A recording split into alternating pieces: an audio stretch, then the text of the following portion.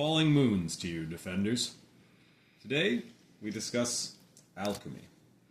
Alchemy is one of the subtler sciences practiced in Swordhaven, but those who can harness the techno-essences of the elements around us can develop considerable power. In particular, they have the ability to create encoded crystals, often with powerful abilities, which can then be used in combat and to aid your fellow defenders. In order to practice alchemy, you will need not only the skill, but also one or more crystals and elemental components. Elemental components are denoted with a letter, which tells you what element they are. F for fire, A for air, L for life.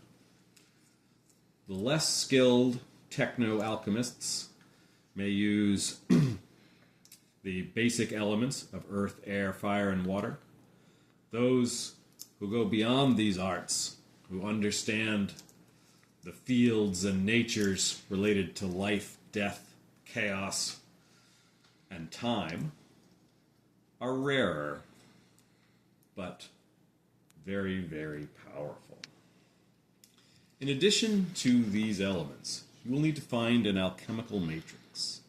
There are generally several within the compound of Swordhaven itself, and you may find them in the wilderness, in a crypt, or as treasure in your travels.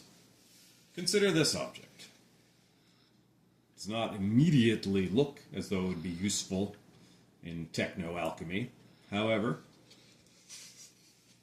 once we have flipped it over, we note these flaps, each with elemental combinations. For instance, this one indicates one air and one chaos. This one indicates one life. So,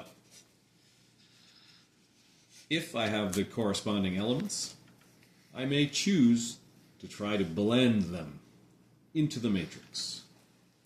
For instance, I find this one fire, one air potentially useful. I have a bristle cone of fire and a reduced element of air. So, I bind them to the matrix using whatever sorcery or mechanical methods I have. Sometimes they need to be ground or rendered. Some use sonic mixing. There are a variety of techniques in which you are no doubt skilled. These are now consumed. Now I may look beneath the flap. I see that this particular combination will create one packet, one daisha, that does 6 damage by fire. That is most useful, and I will encode it on this crystal by writing the effect. Exactly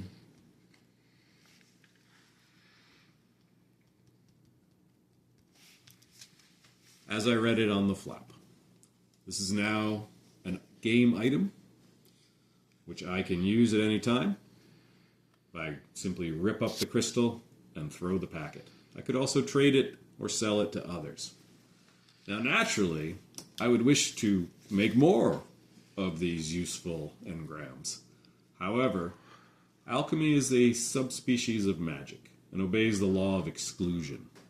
Therefore, in any event moon, I may only use any particular matrices combinations once. Now, I could tell other alchemists about it, should I wish to. But you cannot look beneath the flap without committing to reading it and suffering the effect. Certain combinations are mishaps. For instance, note this one here. It says one life. Perhaps it makes a healing potion. That would be useful. However, when I read it, I discover that it says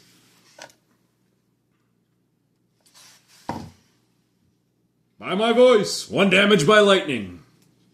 Alchemists are not always popular, or at least their work is not. It is possible to use insight and divination to attempt to gain more knowledge of what lies beneath each combination. This is particularly wise when working with the outer elements. The inner elements rarely do much beyond singe your hair. The outer elements are capable of warping your mana, your ka, your body, and even your very soul.